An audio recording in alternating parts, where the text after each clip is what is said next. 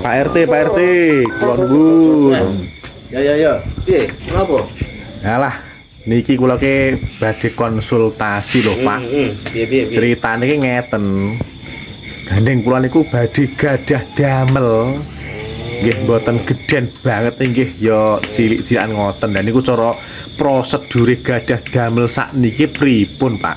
Oh iya, kowe ditani kan digawe. Nggih. Yo apik. Masalahe ngene.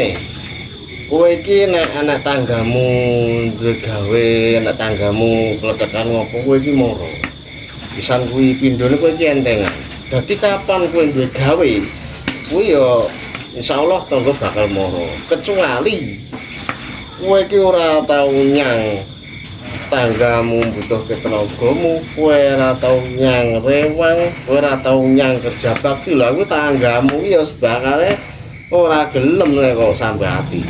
Jadi insyaallah kowe engko nek arep mantu ya tanggamu bakal moro. Masalahe kowe iki entengan.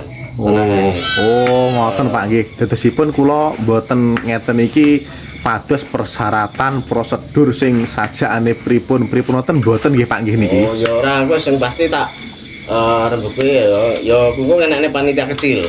Gitu panitia kecil kok dirembuk sik. Nggih. Kok siap nih sumpene ngono ya. Oh nggih Pak. Tenang wae engko tak bantu. Engko warga bakal bantu. Tenang wae. Kowe iki ora wong angel kok. Gampang kowe. Kowe mentengan.